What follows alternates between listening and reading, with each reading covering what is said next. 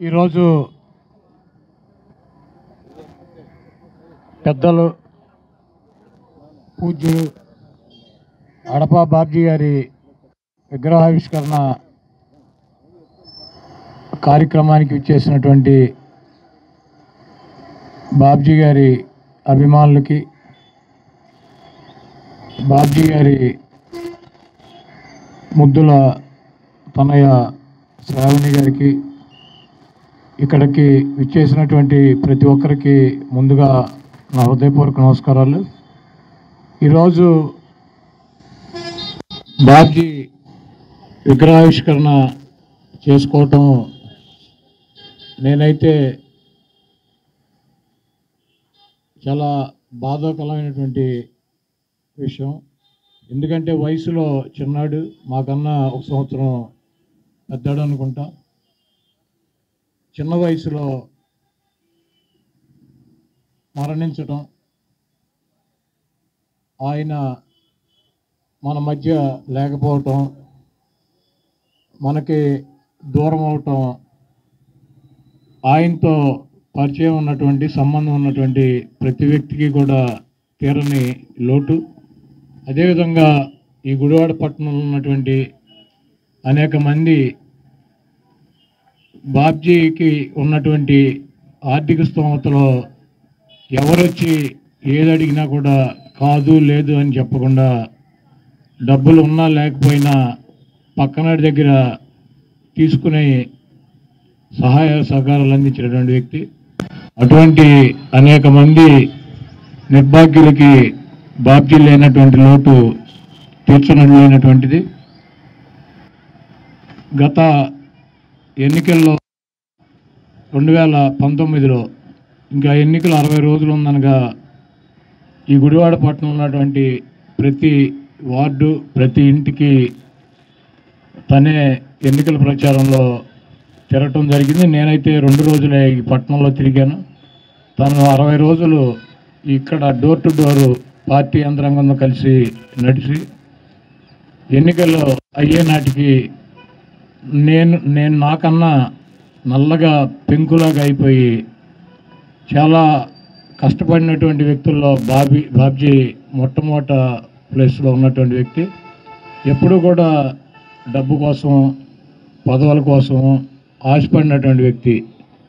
పైకి గంభీరంగా కనపడిన ఉన్న ప్రజా జీవితంలో ఉన్నాం, తిడతా ఉంటారు, పొగుడుతూ ఉంటారు, పూలు వేస్తారు, రాళ్ళు వేస్తారు, అవన్నీ పట్టించుకోమాక మనం చేసేటువంటి కార్యక్రమం మనకు కరెక్ట్ అని చెప్పి అనిపించినప్పుడు ఎవడో ఏదో అన్నాడని చెప్పి మనం పట్టించుకోవాల్సినటువంటి అవసరం లేదని చెప్పాం.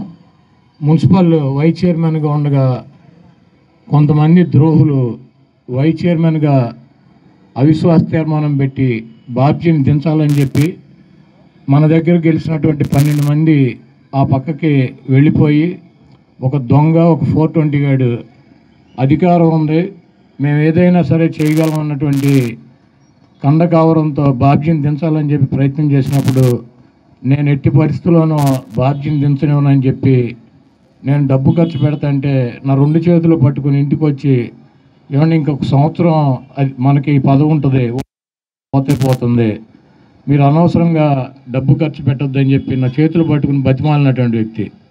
బాబ్జీ, నువ్వు ఒకటి గుర్తుపెట్టుకో, ఇది నీ పదవి నా పదవి, పోవటం రావటం సంవత్సరం ఉండటం కాదు.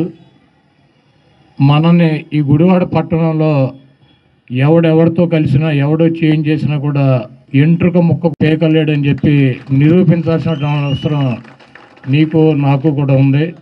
నువ్వు ఇంకా దేని గురించి ఆలోచించబాక. వైస్ చైర్మన్ పదవి అనేది ఒక సంవత్సరం ఉండటం లేకపోతే కాదు. వాడి దించాలనుకున్న ప్రయత్నం చేసినటువంటి వాడి బాబు కాదు, వాడి తాత దిగి వచ్చినా కూడా ఇది సాధ్యం కానివ్వను. నేనున్నాను, నువ్వు నిలబడమంటే ఆ రోజు కళ్ళమ్మని నీళ్లు పెట్టుకుని సరే మీ ఇష్టం అలాగే చేద్దామని చెప్పి మేము బాబ్జీ వైస్ చైర్మన్ పదవి పోకుండా ఆ రోజు 2 కోట్ల రూపాయలు ఖర్చు పెట్టాం. నేను బాబ్జీ చేతుల మీదగానే ఖర్చు పెట్టమని చెప్తే ప్రతి రూపాయి ఖర్చు పెట్టేటప్పుడు కూడా కళ్ళమ్మట నీళ్లు పెట్టుకుని నాకైతే ఇష్టం లేదనేవాడు. నీ ఇష్టం, నాకు ఇష్టం లేదు, నీకు ఇష్టం లేదు, కాకపోతే రాజకీయాల్లో ఉన్నాం, మనం మన యొక్క స్థానాన్ని కాపాడుకోవాల్సినటువంటి బాధ్యత ఉంది, మనం ఏమైపోయినా పర్లేదు, నువ్వు ముందుకెళ్ళమని చెప్పి ఆ రోజు చెప్తే నేను వెనకాల ఉన్నప్పటికీ తనకి వైస్ చైర్మన్గా కౌన్సిలర్లు మద్దతు ఇచ్చారు, తెలుగుదేశం పార్టీ కౌన్సిలర్లు కూడా. ఎందుకంటే ఒక డబ్బు గురించే కాదు, డబ్బు ఖర్చు పెడితే ఏది సాధ్యం కాదు. బాబ్జీతో ఉన్నటువంటి సన్నిహితమైనటువంటి సంబంధాలు తెలుగుదేశం పార్టీలో కానీ వైసీపీలో కానీ బాబ్జీని వైస్ చైర్మన్గా దించడానికి తెలుగుదేశం పార్టీలో ఉన్నటువంటి 15 మంది కౌన్సిలర్లో 11 మంది అప్పుడు ఉన్నటువంటి చైర్మన్ 420 గడికి వ్యతిరేకంగా ఎదురు తిరిగి వాడి మీద అవిశ్వాస తీర్మానం పెట్టే పరిస్థితికి వస్తే వాడు కాళ్ళబేరానికి వచ్చి మాకు చంద్రబాబు ఉన్నాడు, ఆడమ్మ మొగుడు ఉన్నాడు అని చెప్పి సొల్లు కబుర్లు చెప్పిన నా కొడుకులు బాబ్జీని మధ్యవర్తిని పెట్టుకుని మాట్లాడి, బాబ్జీ నేను నీ గురించి వదిలేస్తాను, నా గురించి వదిలేయమని చెప్పి కాళ్ళ బేరానికి వచ్చినటువంటి వ్యక్తి. అంటే పార్టీలతో సంబంధం లేకుండా వ్యక్తులతో అంత సన్నిహితమైనటువంటి సంబంధాలు నడిపినటువంటి వ్యక్తి. ఆ రోజు ఉన్నటువంటి పరిస్థితుల్లో మా దగ్గర గెలిచినటువంటి 20 మంది కౌన్సిలర్లో 12 మంది ఆడితో పడిపోయారు, 8 మంది మాకున్నారు. అవిశ్వాస తీర్మానం పెట్టిన బాబ్జీకి ఉన్నటువంటి మంచితనం, బాబ్జీకి ఉన్నటువంటి వాళ్ళతో ఉన్నటువంటి సంబంధాలతో ఆ రోజు బాబ్జీ ఎంట్రుక ముక్క కూడా పీకలేనటువంటి పరిస్థితి ఈ గుడివాడ పట్టణంలో ఉన్నటువంటి రాజకీయ ప్రముఖులకి ప్రజలకి కూడా తెలుసు.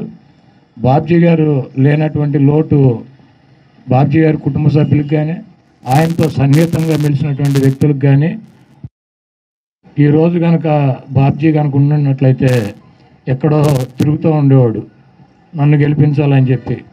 అటువంటి సన్నిహితుడిని హితుడిని నేను కోల్పోవటం చాలా దురదృష్టకరం.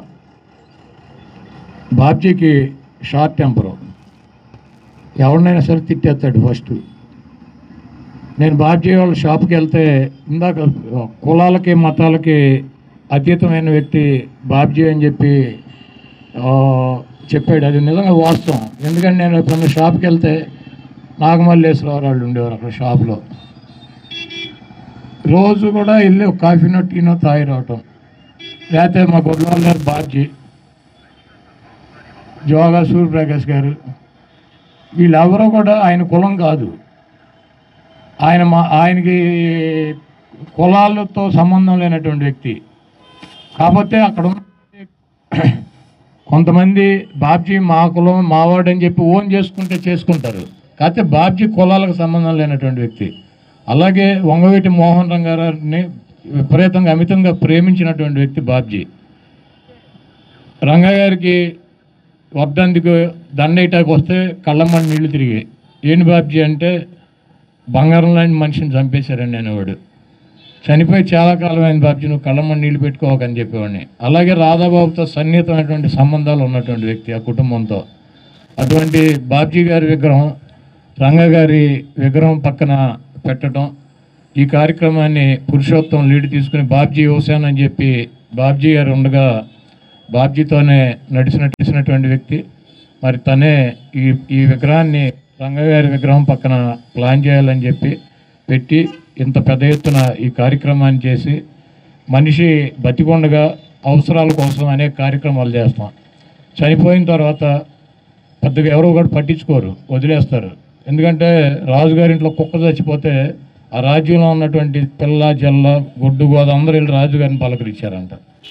పలకరిస్తే నాబోటాడు అనుకున్నాడంట, రాజుగారి కుక్క చచ్చిపోదని ఇంతమంది వచ్చారు, రాజుగారు చనిపోతే ఎలా ఉంటుంది అనుకుంటే రాజుగారు చనిపోతే ఎవడూ రాలేదంట. ఎందుకంటే ఇంకా రాజు అంటే భయంతో వచ్చాడు, ఆయన కుక్క చచ్చిపోయింది పలకరించకపోతే బాగోదేమోనని చెప్పి.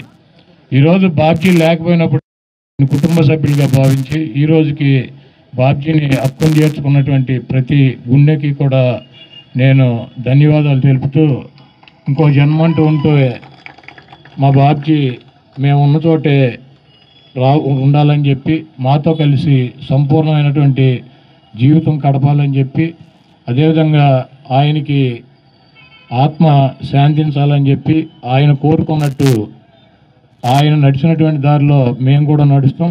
ఆయన ఎక్కడ ఉన్నా కూడా ఆయన ఆశీస్సులు, ఆయన దీవెనలు మాకు, అదేవిధంగా